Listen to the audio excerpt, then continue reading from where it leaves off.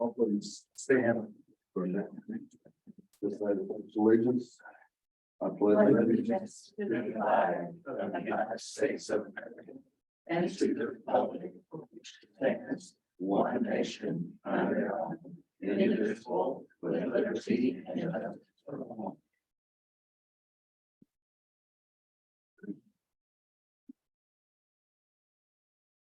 Okay, call this meeting of the Jefferson County Council to order.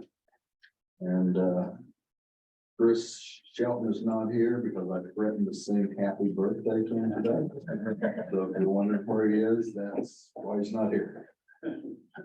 I'll take a motion to entertain the minutes for the July 18th, 23 meeting. Motion to approve. Okay, I'll take a second. So moved. All those in favor say aye. Aye. Motion carries. Okay, we've got some nonprofits here today. I guess we'll start with 4-H right off the bat. Thank you very much. I appreciate it. Yes, sir. Thank you. We appreciate your time today. We just like to give an annual update. The county is so important to all the things that we do. We like to try to get an annual update. Just put together a little handout for you on everything that we do. 4-H is a national program. It's been over 100 years. It's been together for 100 years. It's probably the largest youth development program with 6 million youth nationally. Won't read it for you, but that's kind of the background. Some people don't know, the background between how long it's been around, and that it is through the land grant university. So we are associated with Purdue. In our county, we did have 505 youth participate this year. That was a 7% increase. So we've increased every year since COVID. We're back up to pre-COVID numbers. Roughly taking some data together, that's about 16% of the eligible youth. So, not a bad hit on there. We're not the Boys and Girls Club or any of those things that there, but I think we're a good third component to a lot of the youth activities we have there. We're also all an adult volunteer group. So besides the board, we have 104 adult volunteers that support this throughout the year. And we have activities. The fairs are a big thing, but we have activities that go on all year. So the county fair is kind of our culmination. I know it looks like a big event, but we do it all because it's what the kids drives the kids. You got to have that carrot out in front of the kids, and the fair is the kids caring for the kids to be able to show what they do, get recognition for what they do, and be rewarded. So we did, of the 505 kids, 496 participated in the fair. We had 2,353 projects. So again, everything is up in our numbers, and our participation has been really good. One of the things that makes a lot of publicity is our livestock auction. Again, we do this for the kids because it's a lot of money to do the projects out at the fair. And we commit to continue to get tremendous support from businesses. We sold 167 animals for the kids this year for a total of almost $351,000, which is just unbelievable. Part of that, we donated ground beef and ground pork to the House of Hope from the buyers. And we also donated a check for the lamb, and House of Hope was also able to share that with Southwestern Food Pantry. So we do touch a lot of different things in the county.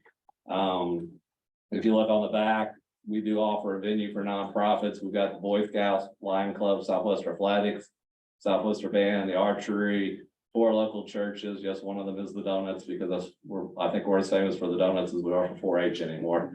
And then Shaw. So we do hit a lot of people in the county. A lot of these are their biggest fundraisers throughout the year. And then Andrew was able to share some placer data with us. These are close to the numbers that we were roughly calculating ourselves. We did get hits for 20,000 unique visitors, which averaged 2 times each coming to the fair. And we had 3,000 visitors coming from more than 30 miles away, which is kind of unique because everybody thinks it's a county thing. But we do bring some people into the county for it. 4-H also is an all-year activity. We have partnered with KDH for the babysitting academy. We partner with Ivy Tech and North Madison Vet for a vet science program. We've started doing horse and pony overnight camps. Our dog clubs are doing therapy reading sessions at the library and the local elementary schools. We send kids to 4-H camp. We have mini members, which are below 3rd grade, going to camps. And then we have started this year partnering with the digital actually partnering with the Internet Ready Board here and doing digital inclusion. So we had 3 youth that have been doing virtual education for 4-H families, presenting at senior living, and also doing an event at La Casa Amiga. So some pictures down there. Talk about the dog rearing youth camp. The other thing we did is we have been able to partner with the community foundation. So we got a new mural out of the thing. It was completely paid for by the community foundation. But the kids got to do it. So we got to do the art activities with the kids and everything in the region. So we've been pretty fortunate with the support from everybody. Again, we have submitted our funding request for $20,000 to the county, which we really very much appreciate. It makes the programs go. But the county does a lot more for us than that. The county is a great partner for us from all the groups that support the fair to the things that gets done throughout the year. So more than coming to ask for it, I just wanted to let you know what we're doing, that we're growing, and we really, really appreciate your all support. Okay. Anybody have any questions? I think most of it have either been through 4-H or we're Yeah. and kids through it, or It touches a lot of people. And I think the cool thing, as Heather knows, once the kids go through it, they're in it for life, and those connections. We spend about 24 hours cleaning up the fair, and most of those people are fair 4-H members from 10, 20, 30, maybe 50 years ago. So it's kind of a lifelong connection. So yeah, I know you're very busy. I don't want to take a lot of your time, but appreciate the opportunity to talk to you. appreciate it. Thanks, Scott. y'all. Okay, Costas up next. Well, thank you very much. I'm Linda Zapp. I'm the president of Jefferson County CASA. And I think you have a handout there of some information. I'm not going to go into a whole lot of detail here. We want to talk a little bit about our mission in case you're not aware. It's pretty simple. What we do is we recruit, we educate, we train, we support community members to be CASA volunteers. And what those CASA volunteers do, it's a pretty heavy lift of a volunteer position. What they do is they support kids who are victims of abuse and neglect. They're part of the DCS system, part of the court system. So these CASAs advocate for them, and we say that they're the voice of the child. They advocate for them in court, in school, in regarding services that they need, any kind of support they need, really. And like I said, that is kind of a heavy lift, and it's not for everybody. So we are constantly trying to recruit and train and communicate about our mission to the community. Some of the current projects we have going on that are just a little different this year than last. We have obtained a safe place certification. Our staff is pretty pumped about that, and I think the community does as well. We also just recently partnered with the community in City of Madison for Christmas in July, which we received, and I don't even know how much, huge amount of supplies for kids. Starting back the school year, anything, just all kinds of things. Also, one of the things that we're working on is applying to have a local chapter of Prevent Child Abuse in the community and under our umbrella. And we will have a separate board for that and separate, kind of a similar but separate agenda and mission, so forth. Okay, so ongoing needs are what we need in the future. Our biggest thing is recruiting volunteers. So it's the recruitment, retention, ongoing training of CASA volunteers, and as well staff. We have small staff, but they're very important staff. If we lose a staff member, we have 5 staff.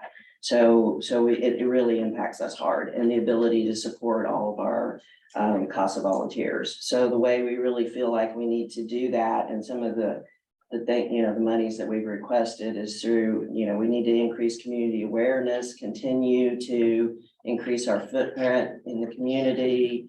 We want to start doing a bulk mailing every year to reach a lot more households about what we have going on, what our needs are, recruiting volunteers. We want to do marketing and recruitment, along with being able to send our CASA volunteers to state conferences. And that's really super important, that we do a lot of continuing education with our CASA volunteers, because they really have to be up on best practices, laws that change, things that impact court, things that impact the kids that they're supporting and the way that we support them. So they need to stay abreast with current laws and best practices, and that's one of the best ways to do it.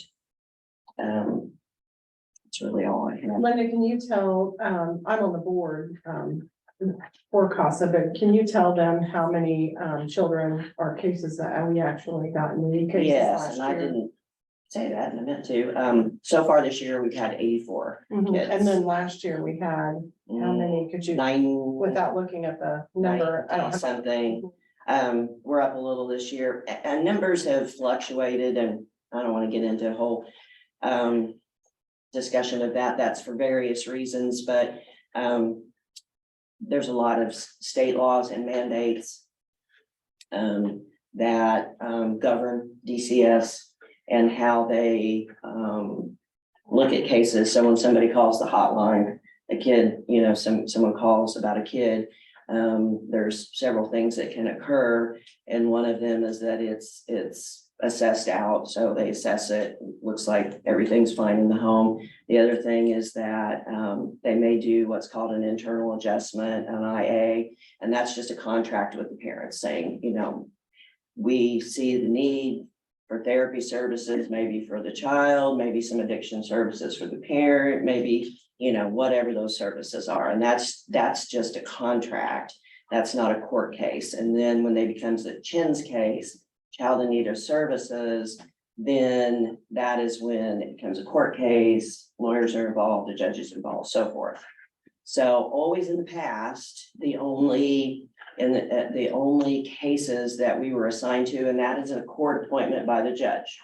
The judge gives us a court appointment, it's very official. CASAs have the right to all the legal records surrounding that child, medical records, whatever that may be. This year, something new started and we're really excited about it, where the judge wants us to be involved in the IA cases as well. So with those more informal cases, a CASA will be assigned. And that really has just started to get off the ground. I think a couple months ago, he signed that proposal and we'll be getting started. So then that we need more volunteers to manage even that. So our volunteer base is down. COVID hit us pretty hard. Not sure, I think most organizations probably feel the same thing as far as trying to get volunteers. And we are definitely about half of what we were 3 years ago as far as volunteers. So that's a big effort that we have. Any other questions? Thank you. Thanks, Linda. BMI, All you're right. up next. Hey. Someone down. Good to be here tonight. This has been something I had hoped to come and visit after I started with Madison, actually about a year ago now. And I'm just getting in here. I don't know, Gary, you've got one of these, unless you want That's okay. another one. Yeah.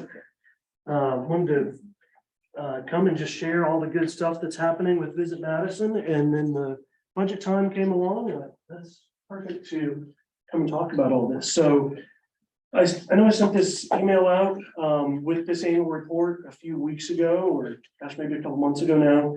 But this is the first time we've ever put anything together like this. It's essentially a state of tourism for Jefferson County. And so I felt like we needed to be able to show in a comprehensive way what's going on with tourism. It's becoming a much bigger part of our economy. And so wanted to show it all in one place. And so happy to answer any questions that you have about that. But a couple of the highlights that I want to share. 734,000 people came to Jefferson County last year. 589,000 of those came to Madison. That's huge. I mean, we're a tourism hotspot. And even if you take into consideration the fact that some of those may be people from just the next county over that are coming in, but they're still coming in, spending money, spending time here. And that can't be all of that, because we are surrounded by over 500,000 people in our surrounding counties. So that's a significant amount of people coming here, spending money here, staying overnight. You can see some of the occupancy numbers.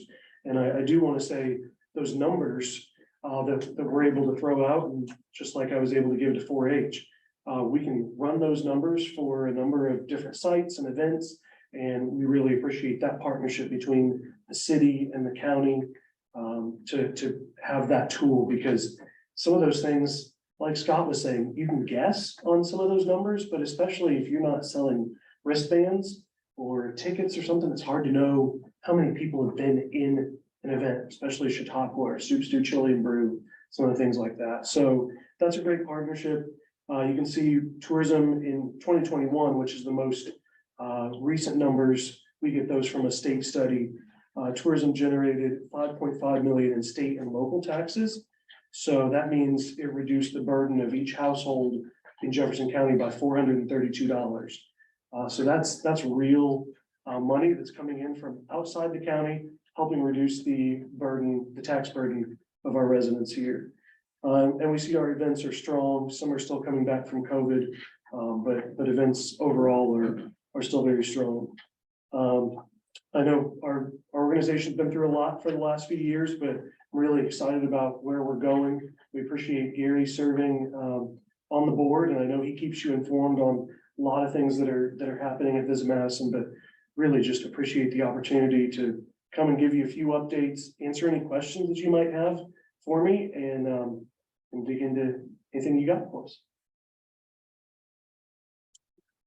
I had seen this online. This is the first time I've seen it. Yeah. So it's just that it's always a little easier to It is, read it's, and have it in your hand. yeah, This is, I believe you said, this is the first book that both BMI and Visit Jefferson County put together in the form of an annual report. Is that correct? yeah, we've never had this as far as I know, and I spent 8 years on the board of Visit Madison. So we've done not just Visit Madison information, but things involving lodging performance, our hotels. It's things that the Jefferson County Board of Tourism is looking at, some of those numbers, but we wanted to include our tourism partners. And so as you get toward the back, this isn't just about what Visit Madison does.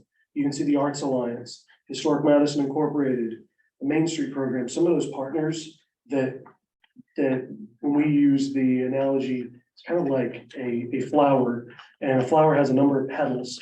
And for Visit Madison to market that to the outside world, we need a flower that has all those petals, and they need to be strong and it needs to look good. And so this isn't just a report about what Visit Madison's doing. It's about that flower that we promote to the outside world. So yeah, it's the coolest thing about it is it's economic development. And so it's just a different facet of economic development, other than bringing in the businesses that would put jobs here. We're bringing people in that live somewhere else, but choose to spend their money here. And that's exciting. And we've also talked about the fact that tourism is the first step for someone living here. We hear the story over and over. One of my favorite stories, I just have to tell every time I bring it up. You get somebody that came off of one of the steamboats. They were a visitor, but they called a realtor while they were in town on a steamboat, went to visit a house, and then the next time they were in the community, it was signing the paperwork to live here. And so tourism is really that welcome mat for new residents too. Everybody, if they've never been here, they're always a visitor first. And so we need to make sure that what we're putting out is very positive. Yeah.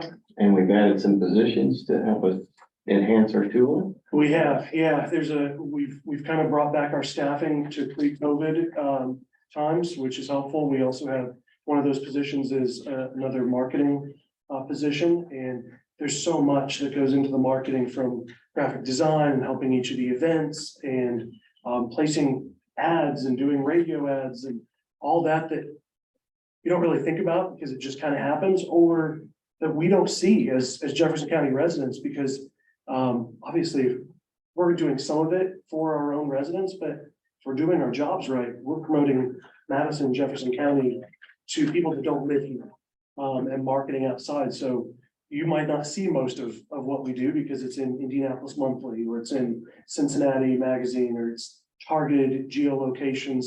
One of the things we're targeting is people that are going to the Ark encounter and the Creation Museum. We heard over about a 3-week period, there's somebody in the visitor center every single day. And we said, what brings you to Madison? And they said, we were over at the Ark and we were looking for someplace to spend a next day. We're on our way back from, we were visiting from Michigan. And so we decided to come through Madison. So we're now geo-targeting those people that are at those places and saying, hey, come to Madison while you're in the area. So we get to do some of that really cool stuff, but everybody might not see it. So. I don't mind mentioning this, I guess you'd say on the record, only because just this is the second time I've done it once, was this past week, someone asked me, lodging conversation, housing conversation, and said, do you happen to know if they're ever gonna put a cap on the number of Airbnbs? I said, you know, not that I know of. As you know, probably just with so many connections, obviously, we want to make sure these visitors coming have short-term housing options, and that being those options, other short-term rentals been very, very trendy. Exciting to see so many houses, apartments, facilities, you know, being renovated and not an eyesore, and extremely, I hate to use the word trendy, but very common to see those as short-term rentals, and absolutely no shame. I'm thrilled for folks that are doing that. But we hope those visitors do choose to maybe retire here or move here. And we are lacking, and the number of houses on the market, it's a great time to sell, as we know, not to buy, and we are lacking in apartments. Those affordable, and even folks willing to pay more for something plush. So I just was curious, because I feel like even in your position, you probably should have a seat at that table. Yeah. I have not been told yet, you know, any discussion of any, you know, pulling folks together to kind of chat about this very issue. And you know, none of us are putting in a huge mega condo complex or apartment complex here, but it does take conversation sometimes, you know, in the economic development side of things to make that happen. I was just curious, if you have been part of any of those conversations. Well, we're constantly talking with the city about the housing crunch, because we were approached by the state of Indiana to say, hey, can we do a marketing program to try and attract more residents? And I immediately was like, yeah, that sounds great, but where would they live? And so, you know, we've kind of had to pull back on some of those marketing opportunities, because we go, there's already a housing crunch. And so in conversation with the mayor and Tony and economic development, we kind of said, let's wait on that. I know the city's working on some housing projects, some exciting things in that realm. As far as the Airbnbs, it gets kind of a bad rap. I see it in other communities too. They're all going, you know, this it's taken away housing, and without a doubt it is in some ways, but there's about 100 that we know countywide, 100, 120, it kind of fluctuates. So it's not this behemoth that it feels like it is. And I think the other thing that's really important to know, I'm getting ready to have a conversation about it tomorrow with somebody I think that's concerned about this. The state legislature has put restrictions on localities, on cities and counties, saying you can't limit your amount of short-term rentals like that. And so it's something that the state legislature has jumped in and said, you know what, let the market take care of that. And in some ways, we're seeing the market. It's hard to know exactly what occupancy is. You see occupancy, that's just from the hotels that report. We don't have Airbnb data. But we're hearing anecdotally from some people that said, boy, we were slammed. We were absolutely packed capacity all last year. This year, not so much. Even though our innkeeper's tax keeps going up. So that says to me, maybe we've reached some market saturation for our Airbnbs. And so once you start having people that say, well, we're not making money hand over fist on Airbnbs, then they start looking at, well, maybe we want to rent this longer term. Maybe it's a lease or, you know, something like that, other than a weekend getaway. So they're all I'm not conversations. suggesting the Yeah, cap, because I had Yeah. another friend email this past week looking for lodging for homecoming weekend, and yeah, I'm kind of looking around at folks I know that have Airbnb type accommodations and/or existing lodging. So I'm not necessarily suggesting a cap, but yeah, I think it really does. I think you hear now more folks saying, you know, yeah.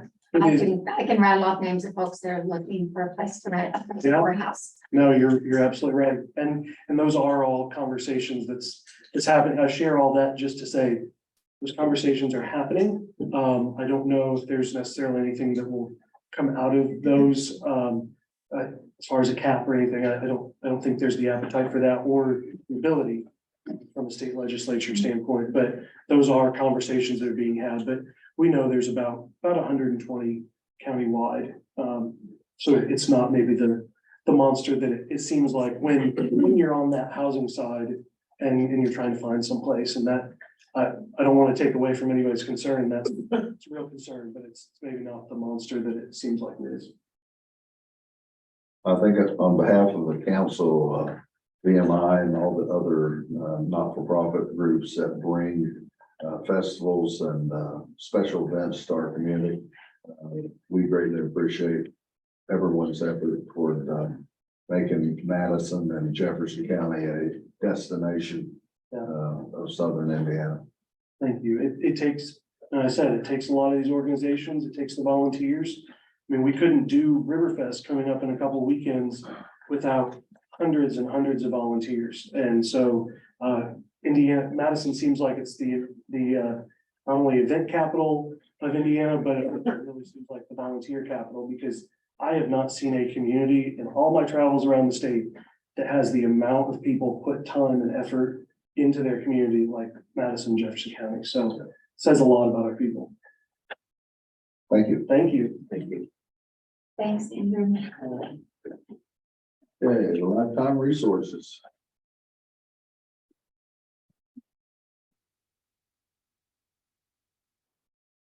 Hello, thanks so much for having me and for all the support that you've offered Lifetime over the years. We are the area agency on aging, as I'm sure most of you know. And we're providing services to older adults and people with disabilities. Our overall goal is to help people maintain their independence and stay in their homes for as long as possible, which is where they prefer to be, but is also where it's, most cost effective. So you should have received a packet there with some information in it. And I think one of the things to point out is that our average care plan cost is $412, and that's in comparison to over $7,000 for that same month stay in a nursing facility. So oftentimes these are people who have nursing facility level of care, but can get services in their home where they only need a few hours here and there because it's help with, bathing and toileting and home, homemaking and various different things like that, transportation, all the services that allow them to sort of maintain that independence when they don't necessarily need 24-hour care. We're also offering support to the caregivers. And so we have some, specialized training and things like that we can offer to them based upon their situation. So if they're dealing with someone with dementia or, various different situations that they may find themselves in. And then also, we can put respite services in place and things like that if they need a break and that sort of thing. So it's providing services to the individuals, but also to the caregivers.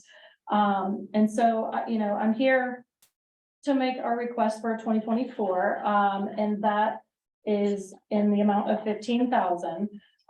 You will see that our 2024 budget for Jefferson County is about 1.1 million. So the amount that we're requesting really helps us leverage those federal and state funds that require some form of local match. And so you can see what our request is about 1.45% of that actual budget. And so we are leveraging a lot of state and federal funds. When it's allowable, we also have a cost share for the individuals themselves for their services. Where it's allowable, it's not always allowable depending on some of the funding sources, but you can see there we have a list of the services and the individuals that have been served. So there's about 826 individuals that were served in 2022. the thing to note, I think, is that we have a rapidly aging population, so the need for these services is becoming greater and greater. And the state is really, really focusing on sort of flip-flopping what we have now. From Indiana score is very, very low when you look at the number of people who are receiving home and community-based services versus individuals who are in a nursing facility. And so the state is really looking to flip-flop that and sort of turn it on its head and really having a focus on trying to help individuals, stay in their homes for as long as possible. So we're working on a transition. The state's actually moving the waiver program as of next year to a managed care model. So there's a lot of changes and things that are taking place for us, but you can see there's a whole host of services that we offer: information and assistance, case management, home delivered meals, a variety of in-home services, home modifications. The home modifications have been a little bit difficult since COVID. We've had some providers that we haven't been able to work with recently, and there's just been some hold up on some of that stuff. So it doesn't look like there's been any here in Jefferson in the last year, but that is something that we typically do. Legal aid, health and wellness programs, of course, Catch a Ride, which is actually public transportation available to anyone. We did increase our fares by $1 at the beginning of this year. Just because that program, our numbers have been down since COVID. And we're really struggling to find drivers as well. So if you know anybody who might be interested in driving, please send them our way. But yeah, other than that, are there any questions that I can answer or anything?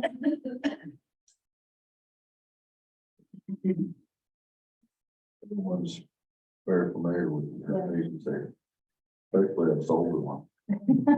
I think that people always have a little bit better grasp on sort of Catch a Ride or the meal programs and things like that. It's the things that you can sort of see and touch, but really at the core of what we do, it's those individuals who are able to stay in their home and get those in-home services. And those are services, you're looking at 800 individuals that are getting those services, but those are long-term services that are helping them maintain their independence. So they're really, really important.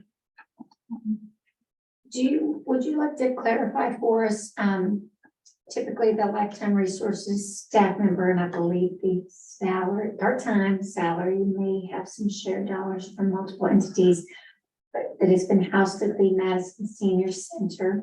Obviously, we know that center, the facelift, very different changes. The facility, of course, during the pandemic was used for the state COVID testing site. And now the city of Madison actually has a designated staff member through the Parks Department, specifically for senior services. Which I think is fabulous. And they're also looking, I believe they're hiring a part-time person for the senior center, or is that? Yeah, still, I just want to make sure I understand that. Okay, Is that so still we true for lifetime resources? We do not operate the senior center. What we have done at the senior center is offer our congregate meal sites. During COVID, the only option that we had let me back up. Pre-COVID, we had a contract with one of the nursing facilities to bring in hot meals. And then during COVID, obviously, the nursing facilities had to really tighten up. We weren't allowed to go in and out and take those meals in and out. Also, it was not safe for us to have older adults congregating. So we had to shut down our sites for a while. And then when we reopened, the only option that we had was for frozen meals. And so I think we have 7 sites altogether across the counties that we serve. All of the other sites reopened with frozen meals, but the seniors here absolutely refused them. Like literally, they turned our delivery truck away and said, we are not having frozen meals. So what happened is they sort of started cooking for themselves and just sort of taking care of things on their own for quite a while. And so we no longer had, the staff person that we have we call it a snack. It's a senior nutrition activity center. It's a congregate meal site, but we call it a snack. Did they call it a snack site? A snack site, Okay. yes. And so we operated that very small program out of the senior center, but the staffing at the senior center, the dances, all of that has nothing to do with us. That's the staff person that the city hires. Mhm. Now, we did just recently convince them to try the frozen meals. I think that was about a week ago. However, we are on the verge of a potential contract with one of the nursing facilities for hot meals again. And that's sort of not really it's not official yet, but we're working on that. And if that is the case, then I have been talking with Tanya down there about potentially, if they're hiring someone that is gonna be running the senior center, then maybe we could just pay for those hours that they would also help with the snacks so that we're not hiring two people. But the funding that you provide, a very, very small portion of it does go towards that program. But really it's very, very, very minor in comparison to the in-home services, catch a ride, some of the other, bigger things. Because really the only expense for that program is that part-time person a few days a week for a few hours. And again, you're only paying a very small portion of that even. So, but we're working on it. We're hoping to partner with them. I've even actually asked Tanya to serve on our board, so I think she's gonna do that. So we're working together to make sure that we are, if we're both gonna be talking about, older adult programming and whatnot, we should be doing that, sort of hand in hand. So I'm really glad to be working with them. I'm glad you asked. Thank you. You're welcome. Any other questions? All right, well, thank you so much for your consideration and appreciate your support. Aaron, right? Yes. Thank you. Thank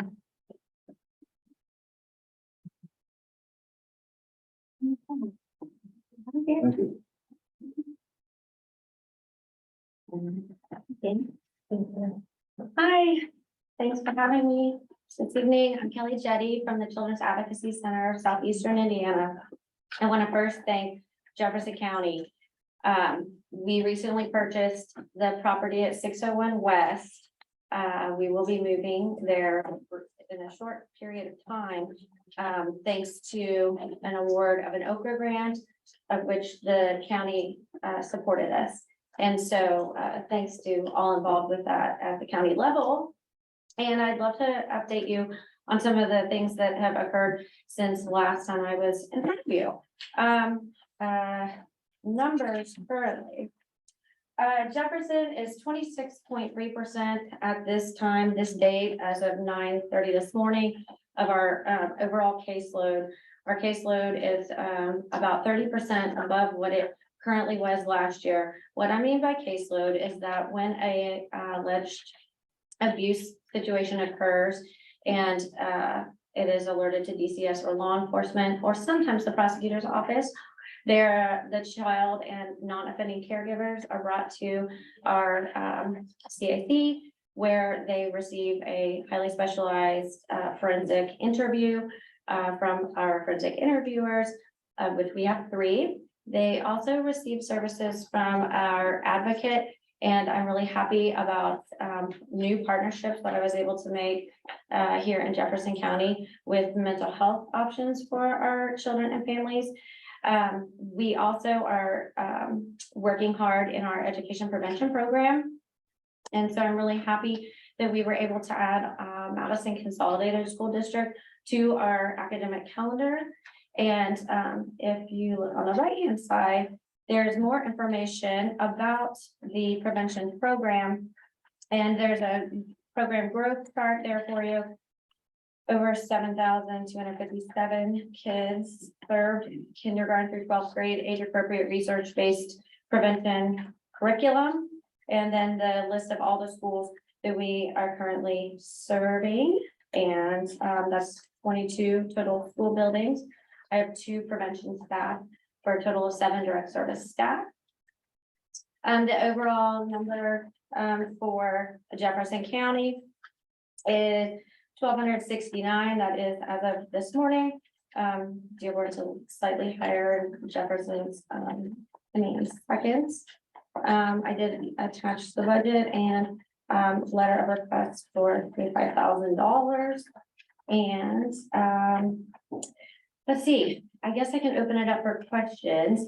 Those are about the 3 primary foci that we have at the CAC. The interviews, 365 days, 24 hours a day, 7 days a week. And we are going through the accreditation process, which means that part of the accreditation standard through the National Children's Alliance in Washington, they are our accredited body, and they have a list of standards, and we're moving through them one by one. Initially, I thought I would take the Dillsboro office, as we have 3 offices, Greensburg, Dillsboro, and Madison. My initial thought was we'll take the Dillsboro office because it was the first office open. And now because of the accreditation standard of case review and case tracking, I do believe that we will be taking our Jefferson County office through at this point in the next year. We look to have the 601 address completed within the next, they say 4 to 6 months, but I'm not sure, I believe that, but they are working to rehabilitate that office, but it will be done by this time next year. And I would like to take our Jefferson office through because of the case review and case tracking. That is so important. It's something that we just started doing, being aware of the accreditation standards. So that means that we work with our MDT, so that's MPD, law enforcement, prosecutor's office, and meet every, and also our mental health, our medical examination folks, if they were part of a case. Case review is an in-depth study. They spend several hours going over some of our most or more severe cases on how to improve best practices in those instances. And then case tracking, literally sit down and go through every single child that came through our doors to see where it has gone with DCS, with prosecution's office, if there has been plea bargains, if there's been convictions, et cetera. And so those are some of the new things that we're working on for Jefferson County as well as other, but Jefferson County is the shining star with MDT cooperation and collaboration at this point in time. And so they will be the location that I move forward with in the accreditation process. I really like this sheet where it says the old way of doing it, they talk to 15 people, which would be horrible for a kid that's already traumatized. Now they talk to 3 with the new practice, this new process. And the advocate, is that a CASA advocate or somebody different? CASA and them are not the same. Okay, I knew they weren't, but I know they have advocates, so I was wondering if you guys partnered with each other. I wasn't sure about We that. typically don't partner, but we are looking to partner with Safe Passages and open to CASA partnerships because we are doing very similar work. Ours is a little bit ahead of theirs, not to diminish the importance of what they're doing or the importance of what my interviewers are doing, but it would be best if we could collaborate in the future because they come from us. Our advocates will send them for immediate medical attention if that's necessary, and then continue with counseling and therapeutic referral services. And then if deemed appropriate by prosecution, law enforcement, DCS, they move into the court system, and then CASA takes over for the families and children. Very good. Thank you. Can you use any volunteers? We do not currently use volunteers for any of our drug services due to the HIPAA restraints that we have. However, we do use volunteers heavily for fundraising activities. Would you like to be a king or queen candidate for our Mardi Gras? Because we're looking for one. Jefferson County. It's our last county. We need a king and queen for Jefferson County. I could probably nominate someone since I'm president of the board. I don't think you're familiar with your powers.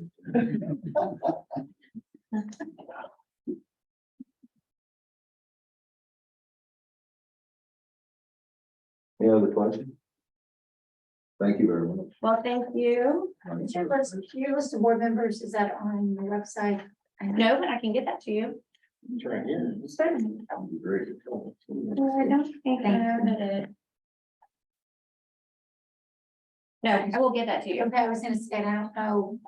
I don't know, say we didn't get any of this via email, if you communicate via email to another clerk, can certainly send it to us. There might be something in the shared drive. I'm not sure.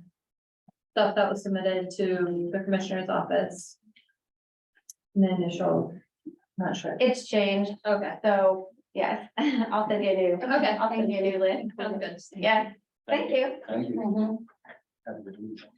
Have a good one.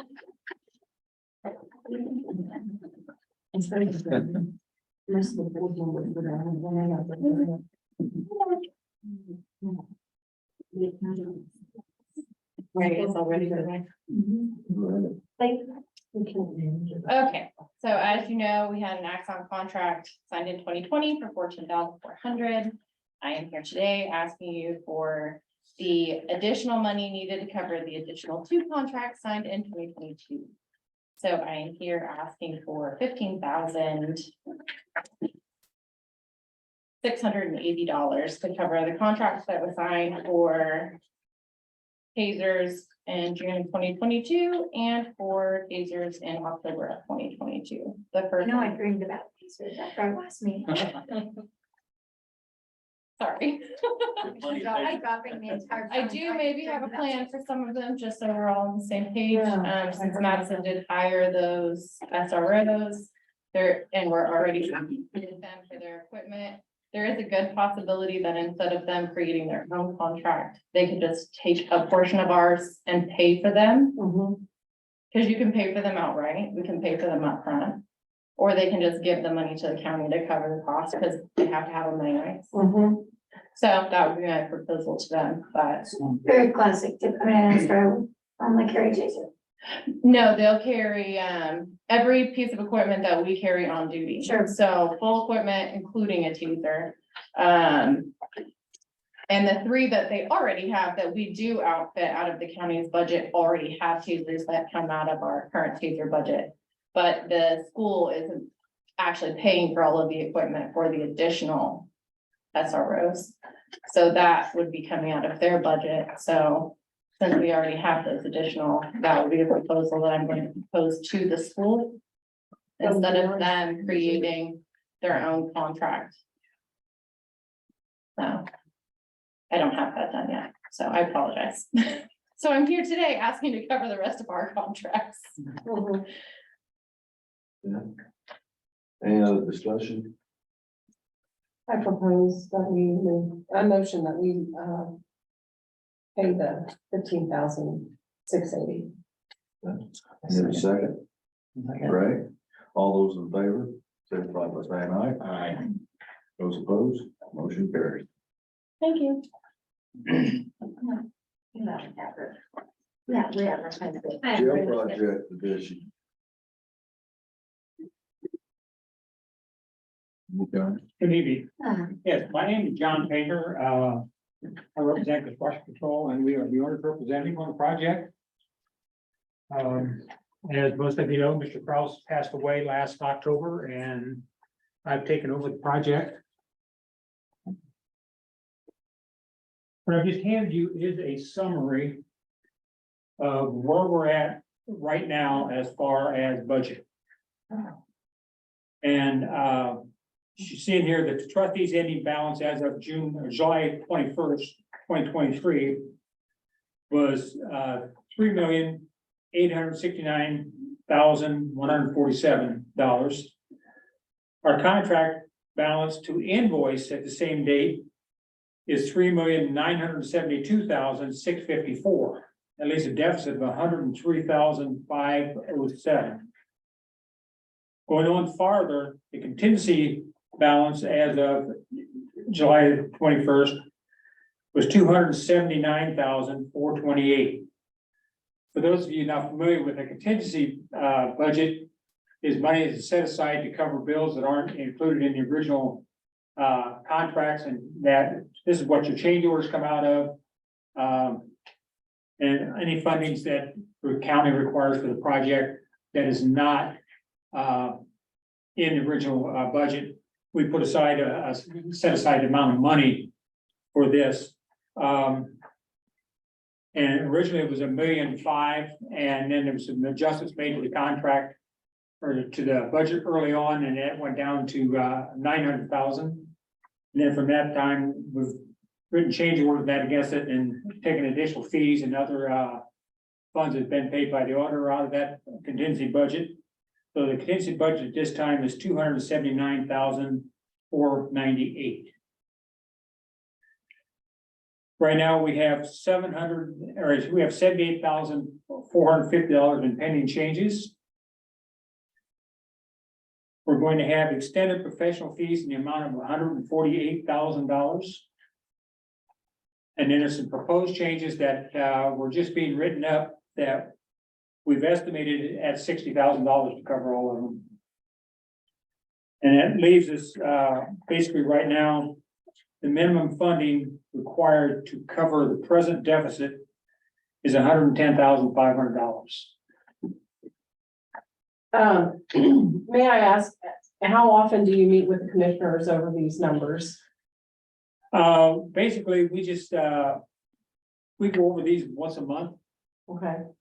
In detailed fashion of what the contingency balance is and breaking down the proposed changes, pending changes and extended professional fees, what those all encompass? Sharman develops a spreadsheet for the commissioner for that monthly. Okay. So you're aware, Bob? Okay. Right now, we have an FFD balance. That's what we classify as fixed furniture and equipment balance. And this is for items that aren't included in the bid that the sheriff's department would go out and purchase separately for.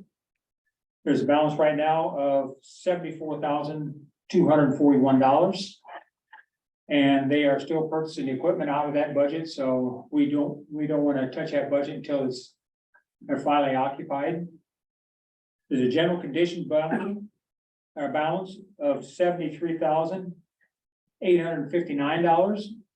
And what that covers is items like your dumpsters, porta johns, continuous job cleanup, and then a final cleanup.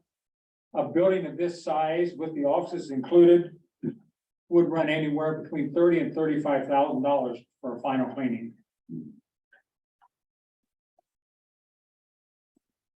To date, the total change orders as of July is $176,984. If you work that against the original budget that was from bids, the original budget was $45,760,132. That gives us a 0.039% for change orders. Change orders on a project this size in new construction normally run anywhere from 2 to 4%.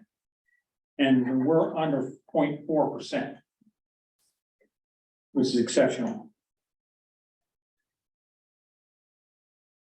What we are going to recommend is that we recommend additional funding in the amount of $200,000. Now, there is a safety jail bond in effect that was instigated, I think, 4 years ago, 3 years ago. And that bond has something a little over $3 million in it right now. And that tax was set aside just for the construction of the new jail. And you get so many years of operational fee funds out of that also.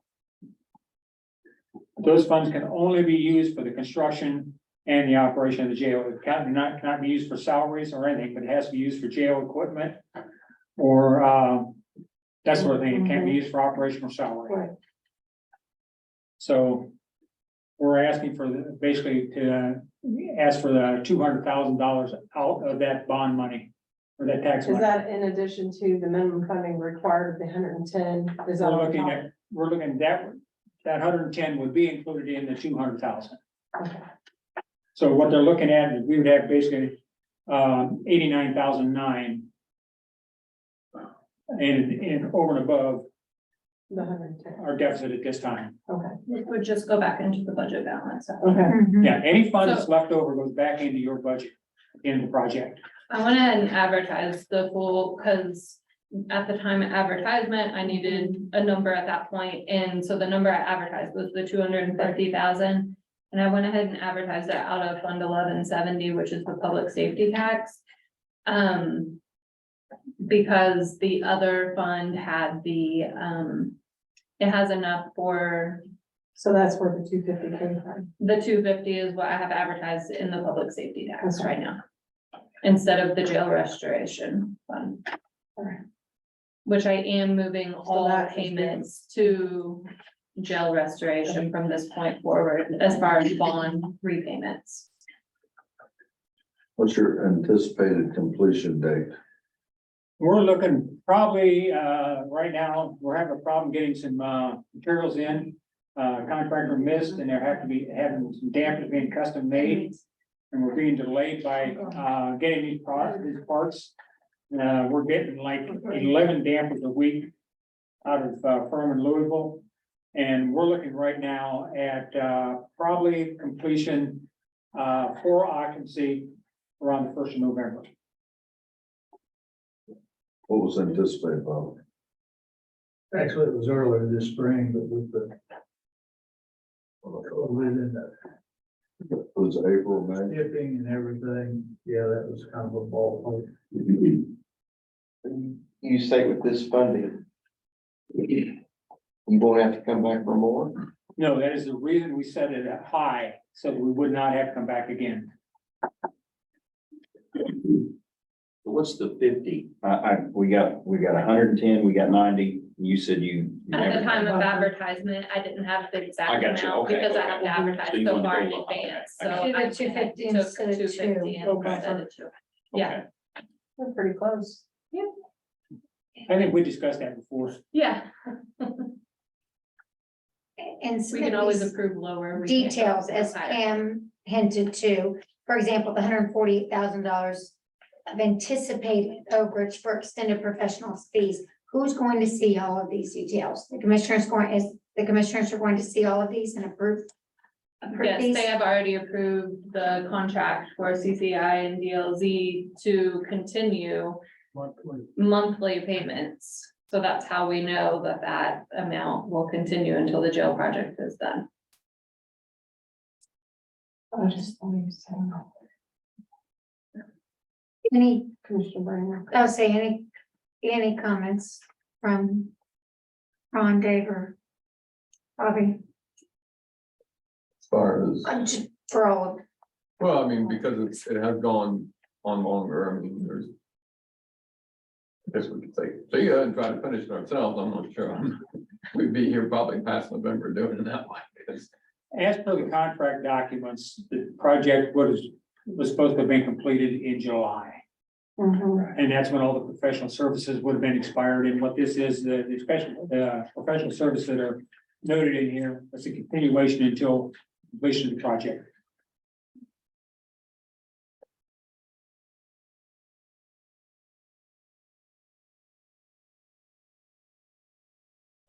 A large portion of asking the additional amount, I mean. So we used to think that the point, that the change orders of 0.5% was like the holy grail, and that was Perry County, we went to look at that, so we're actually below that, so we've done a very good job of keeping things under. I mean, because it's drug on, or gone on for a couple of months, maybe drug on that word, but gone on a couple of months, I mean, it's just gonna be a little more expensive, I mean, no one. You know, COVID and shipping times was not. Ron Cruz. First thing at any stretch. You get a bid for, yeah, it's good for the next week, yeah. Yeah, I mean, right out front with the rain and weather conditions they got, we were delayed the actual clearing and grading of the site was delayed almost 6 weeks. Because of wet site conditions, you just couldn't get a piece of equipment across the site. And even now, we got a couple places where we need to do some paving and it's too wet to get the base down to lay the asphalt. speaking of paving, I owe Bobby Phillips, because the third person this past week asked me if the road's gonna be repaved when all this is done. I was like, I don't know. I promise I'll remember to ask. I know it's taken a beating, obviously. With Yeah, trucks the coming in paving and schedule has been completed last week, but This is just the road, yeah, this is the road, yeah, these are Oh. community members wanting to know if the Julie Bear, yeah, the road is gonna be paved when all is said and done. What'd you say, Bobby? I said I can answer Oh, that. yes. Talk to Bobby Phillips. It will not be paved till everything's done and all the truck traffic and then, so it doesn't get green pavement destroyed by all the weight and everything, so it will be That was my guess. No, probably next year, because if they're finished in November, you don't want to Sure. put down asphalt. 2 years ago, we finished a project and the city had a grant on it and they had to complete the repaving of a street that ran right past the jail site by such and such date, according to the state of Indiana, was the grant. So they hurried up the last minute and got it paved. And a year and a half later, we paid to have all that asphalt torn up and the street repaved. Right. Because of the traffic, construction traffic. Yeah, it was very salty. I would like to say, one reason the FFE came in under has a lot to do with John Shane's time. Mhm. He and I worked on that for over a year and he's tighter than I am. He We is bought, still working on it yeah, on his last day. we bought as much as we possibly could local too. A lot of that stuff was local. Of course, some of it you couldn't, we had outsourced it. That's one reason that did come in under was we're proud of this. But you're gonna get these supplied by November. Or before November. We have everything right now except for what's called the full body scanner. And that is sitting at the factory, waiting for us to call for it. And when they call for it, they'll ship it. When we call for it, they'll ship it. Yeah, because that piece of equipment is so sensitive, you do not want it sitting in a warehouse or on the job site where it can draw any dirt or dust or anything. Or not. They're very, very temperamental. Since Bobby was talking about John, I gotta talk about Bobby, because 0.4%, I mean, that's, he carried the line, showed that, I mean, and kept things going, so he has done an outstanding job. He's been up there Yeah, a lot. I've seen his truck up there many times. Or the, Mr. Pickle, the fund balance he mentioned, which is more the kind of equipment fund that obviously you guys are still making some decisions on furniture and maybe a few more things you purchased. You mentioned the balance of 74,241. You feel like that's going to be spent down or you may or may not be involved in that? So I can't actually tell you for sure exactly what has been purchased. We went through the list this morning, John and I, on his way out and doing all the other things. A majority of like our furniture and stuff like that is already purchased. He did leave money for incidental things or things that we need to pick up after the fact. I know, we talked about that this morning, that he thinks that the money will be sufficient that's in there. Yeah, I don't know. The 74,240 I mentioned, John supplied to me this morning. You know, there may be one large item out there, which we haven't discussed yet, is the small lift. Because some of those ceilings are 26 foot tall, so we'll have to have, to be functional, be able to do stuff, but that. Or under that, we're probably talking, I don't know, 12 to 15 grand for one of those. Try maybe 19. Okay, 19. I was trying to be nice, Tom. I'm thinking of using them. Okay. Yeah, but I knew it was close to 19 grand. And those 24 feet. That should be. Yeah. Yeah, that's Or the- John said he already found one this morning, a used one. Yeah. All right. Are there other questions? And if I'll entertain a motion. Make a motion to take $200,000 from Fund 1170. Entertain a second. It's 250. I advertised 250, so if you guys wanna make it 200, we can, or if you wanna do the full 250 for extra so that we don't have to revisit. Right. I'm going to do the 250 because it's Okay. gonna go back. And the money not spent is going back. All right, 250 from 1170. So it's been revised. I'll entertain a second. I'll second. All those in favor signify by saying aye. Aye. Opposed, like sign, motion carries. Thank you. Thank you.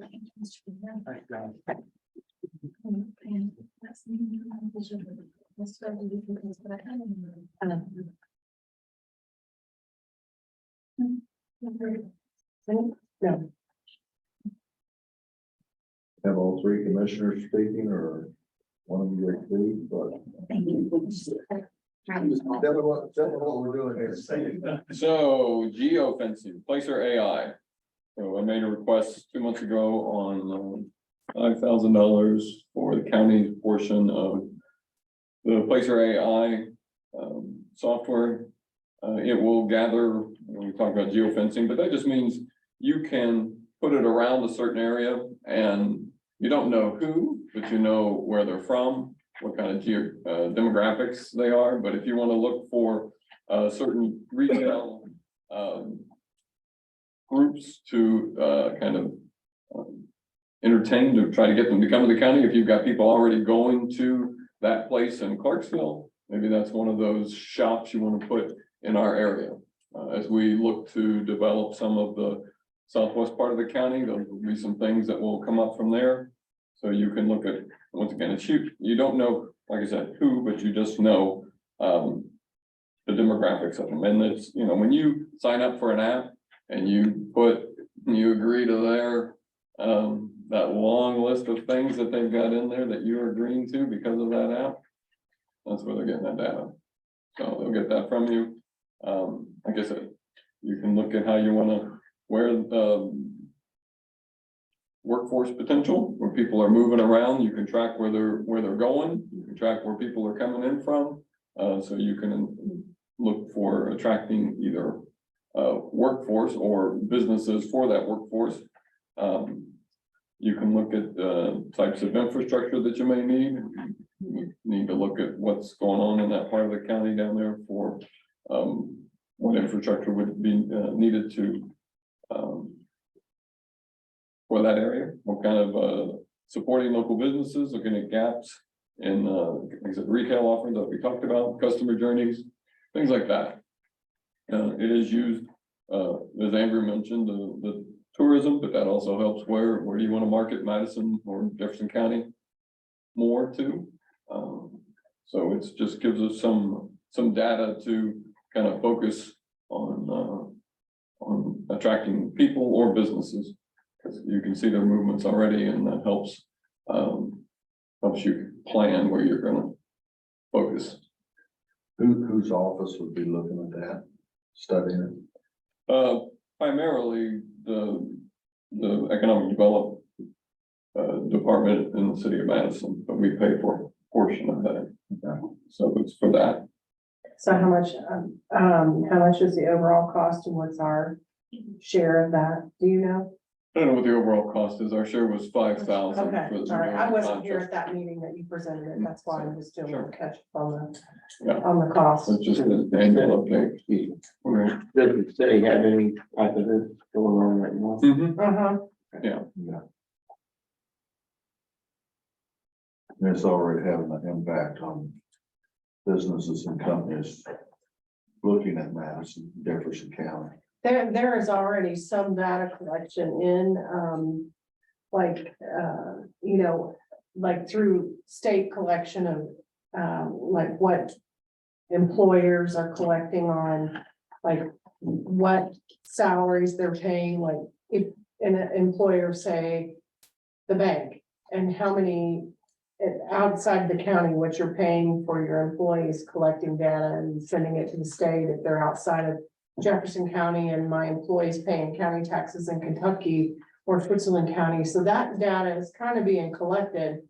But I think that this would be something that we could utilize versus having to go to the state and say, you know, I think we could set up different locations. Right. Too. I mean, Right. there you've got banks, but you want to look at an area, how mhm, far people are traveling to go to work. right. You could, Mhm. and focus on those areas to see if, I think we need to look at where would be the best place. I mean, something that when Andrew was talking that I heard over last week is that the college and their Lilly grant is doing a housing study in Jefferson County. So we know there's a certain shortage, but what kind of housing? Is it, there's a couple, I guess one in particular that I know of. So, I think it's Scenic View Estates out there south of Hanover, Mhm. big lots, big houses. 60% empty. I don't think you wanna look on something like that. Maybe, maybe people nowadays maybe they don't want a yard. Maybe it's a patio home, but you're doing those sorts of studies to figure out what how do we market ourselves to people that are already coming here to work? How do we market ourselves to that? And I think this data helps us understand that better. I mean, I think we could say that people are willing to travel further to work. But, you know, let's see let's get the data to support that. It's our data, so we don't have to rely on somebody else. And I think the more we start doing this kind of development, we can request to get different parameters to look at in the data. Right now, we kind of take what we're given, but let's really analyze what's available. Maybe there's some things there that would be much we could use far better. Really interesting. Yeah. And you don't, so I know initially you're like, do they know it's me? No, they don't know it's you, but they know your age and where you're coming from, your zip code. You know, I mean, sometimes, you know, the hotels like you to fill out that stuff and put your zip code in. And sometimes you can collect that. Okay, that's helpful, but that's not everything that's going on. Any other question? Do we need to vote on it separately or? do you Yeah, want if you do it separate, then we will just do the resolution last, and then all the additionals will be taken care of. Okay. I'll entertain a motion for geofencing. You can make that motion, coming from the 911 I believe, Yeah, it's Yes. being paid. Yes. from our 5,000 for the gym. Yeah. Yes. I'll second it. Okay. Got a motion and a second. All those in favor, signify by saying aye. Aye. Motion carries.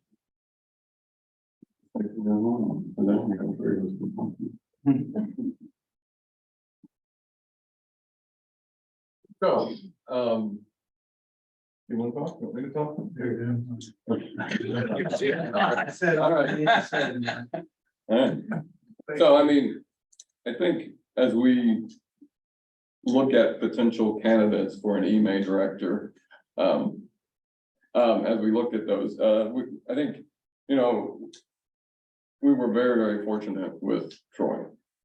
That Troy had a lot of heart and soul that didn't, he just wanted to serve. So as we go looking for another one, we need to start thinking about what that, if we want to just continue where we're at and just kind of maintain, we could, maybe for what we've got in the budget, that would be useful.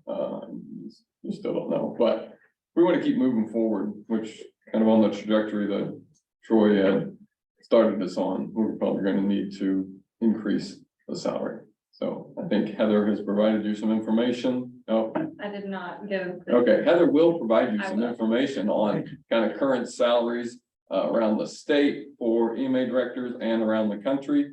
But just to get that conversation started. And start thinking about what, like I said, I think we've come so far in those 6 years with Troy to grow stagnant where we're at. We can look what happened 6 years before that and see what was happening. And I don't think we want to go there, especially with the way things are going. And what, how things continue to change.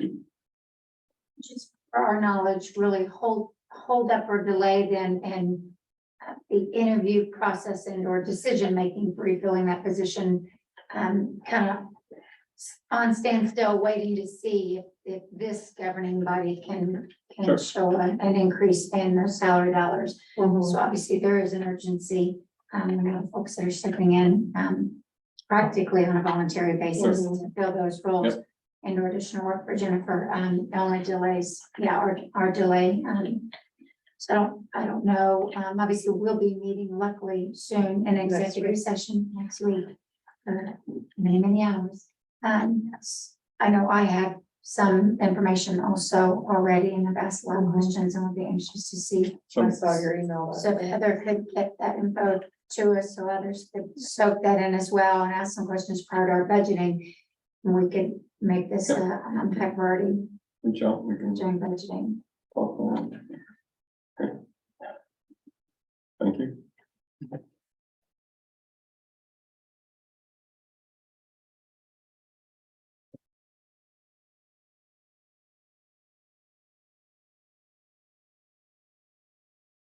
Okay.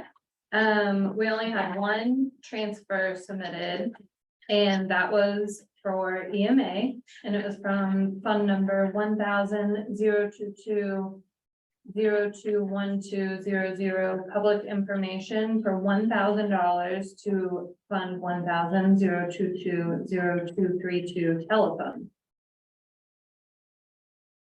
I entertain a motion to move forward with that. I'll second. The first motion, We had first motion. okay, and your second? Yep. Okay. All those in favor of moving forward with that, signify by saying aye. Aye. And Motion then carries. the last item that we have is resolution 2023-11 in the amount of $270,680, which is the 3 approved additionals. You want me to read that or? We're good. We're good. Okay. I'll take a motion to move forward on that. Resolution 2023-11.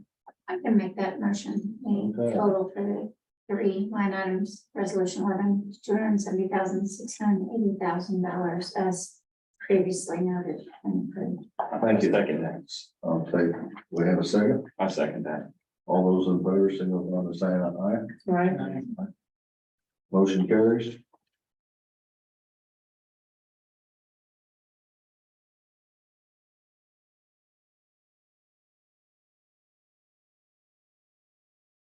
Any other comments from community or audience? Matt, you have any updates? I've got a long list of stuff. If you want real quick, is everything's on track, but if you want to light them back, and I'm happy to. I would love to hear what the EMA is doing. I think we're doing good. We got a great team and everybody's just kind of pulling their weight a little bit. So, we got the grant for the AEDs from, We have, Yeah. and all of them. okay. Robert's told me he's got those locked up at the logistics building. Yeah. He called me today. Yes, yeah. Duke and Community Foundation grant's been turned in, and I got a little follow-up to do with Duke. There was an issue with. I want to stop you real quick. I don't know if anybody knows about the AEDs and from the Bethany. Would you go into detail so that everybody else understands where those AEDs came from? And Bethany Circle, what ordered, paid for, they were shipped in, they were in logistics building, 40 AEDs. So Ben wrote the grant to cover the county. correct. So we should have AEDs for all the officers in every county building. We just have to implement a policy Mhm. and a way of maintaining them from this point forward. Mhm. So thanks to the sheriff for writing the grant, Thanks to Beth. collaboration with Laura, and then, Bethany Legacy. yeah, Bethany Legacy. Yeah. And for them supporting that, and then they got them housed and secured until we can get those distributed. So I found that out yesterday morning. Yeah. I was all excited about that. We have to make the proposal for how we're going to, that was one stipulation in the grant for how we're going to maintain them Mhm. year by year. And then once we have that approved, we can hand them out across the board, but that has to be in place before we can distribute them. That's awesome. That's- So thank you, that'll be everyone. easy. That'll be pretty easy. So, those things have a 10-year battery on them, so. Do they? Yeah. Awesome. Awesome. So Thank I you. had mentioned previously, the hospital used to pay out for the yearly, I don't think yearly, the required checks more, beyond even just as the, turn on his battery working. And the hospital actually ceased that and just started doing it on their own. Well, you look in the because window it and was see a so light blink. inexpensive and easy. Yes, you look in the window and see a light blink. It's pretty silly. That's awesome. Awesome. The grant was also to cover them in office. That's So awesome. along with being in the different buildings, they will also be in patrol vehicles. Awesome. Absolutely. Thank you. Thank you, Matt. And I can speak to that at work. I was at work one day, and this is the first time since 1989, Southern Emergency Services that I actually saw somebody like come back alive after CPR made shock. And if it weren't for those things to be there that fast, this guy would have been dead. No question about it. And I've never done CPR on someone, shocked them. We're breathing for them on the way to the hospital that came back alive and was mopping our rear ends all over the back of that ambulance. So, and I was amazed. And it was really the fact that you were just there, right there to make it happen. So it's certainly a good thing. As I think I mentioned this last time, Robert Black secured a trailer for us, to haul the golf cart out we have. So we all share all those things like that. So plates have been applied for. And the trailer is logistics building, we're just waiting on the title, waiting for us to come back to get to Sarah and a place to go in.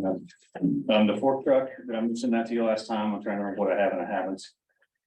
The fork truck that's being purchased by the Health Coalition, well, the government deposited that money in the wrong bank account.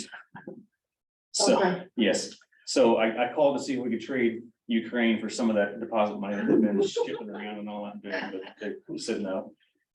So they're trying to work that out, how to get the money back out and get it back to the right spot. Put it in the right account. So. That's fun. Yeah. Jennifer, she worked on our storm ready stuff. We got that approved through 2027 after working with them. Honestly, I think the relationship that Troy had with the National Weather Service and the work that we did with them, those guys have been very active up here at events and things like that. For us, talked to Andrew before we got started. They're going to monitor the weather for that event, so he's got real time information from those guys about what's coming. Our FirstNet, our WebBOC, our National Weather Service, our Rave, and our iPause accounts, those all need to be updated with, it was on a time schedule for a person of record, so all those are switched over, all that bit, so that stuff is working. There are some new glitches that have presented themselves. National Weather Service has changed how the notifications are made. We've had a couple of calls this last week about some stuff that may or may not have been coming through. So I've got to call into them and email into them about how we can work that out and figure that out. I think someone just hasn't signed up. I think really the complaints is that they just haven't signed up in the correct spot. And we're working with them individually to make sure that's squared away. Good thing is today I was in a class, or the last 2 days I was in a class in Indianapolis, and we moved from, I think it was Mixel to the Rave system. And two of the guys that I was working at the table with, one from Marion County, one from Allen County, Fort Wayne, they have switched to the Rave system. So we certainly are on track with that. And so we're certainly sitting with the guys who realize what the big players are. Our storm ready designation is good. Jennifer's got our SEER stuff completed through the state. So that's a list of all the activities that we have planned for the year, all the big ones that we attend and bring people to the area. That all goes into the state OC's information, so they keep track of things. That also helps us with state grants and federal grants because of the population pool. Let's see here. Contract with Wave, we've got that squared away. We have talked about having them come in and do some training with us, so that way the dispatchers have a little more control of some of that too. Troy was pretty good about making sure those updates were made all up there. And we just didn't really get much training when it came to that. So I think that they'll be happy to come in and help us a little bit and help the dispatchers too, because they know when the road's closed, when the road's open much faster than when they're gonna make a phone call and let one of us know. So I talked with Susie about that today, and I think we're gonna get that squared away. That'll be fine. We need to just schedule a training. Speaking of training, IDHS is coming down here to our logistics building to do some training. And it's almost CPOD is how they deliver items during emergency stuff for requests. So we're a central hub for that. It's one of the reasons that we got the logistics building to begin with. They're going to bring that down to us. We're going to receive those goods and then disperse those out to the rest of the districts or the rest of the counties in the district. And so it makes everybody's job a lot easier. So they're going to help us with the, really how we're staging things and all of it, how they do things. So how we can receive it and then how we can pass that out and keep that stuff tracked. And then I think it's later, and it's in September sometime. Computers in the EOC, lots of them have updated fine.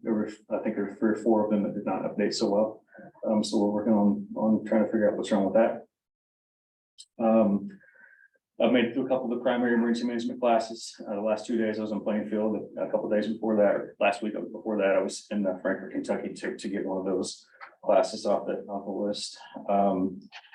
Also, and this is really food for thought for when we can schedule this, or I'm not really even sure who to talk to about it, but the Indiana Office of Technology is partnered with IU and Purdue Universities. They can come around and do a cybersecurity check of our system at no charge. And it's an interview with our IT people and someone at emergency management to discuss how the process needs to go down and or where we have some deficiencies, all of this. They'll give us a report about what, where we have some things that we're lacking and some things we can do to tighten our belt. And statistically, right now, currently, I think they're saying about 1 911 center in Indiana per year has been hit with some sort of cyber attack. It's causing problems. And we have some contingency plans, but we probably should take a look at that. If it's gonna be nothing for them to do that, a couple hour phone call, I think it's probably pretty prudent to get that done. The brink pre-grant is due September the 15th. Off the top of my head, I know that Troy and I talked about, the creek runs down 421 causes all the problems in downtown, that's the flooding and all that bit.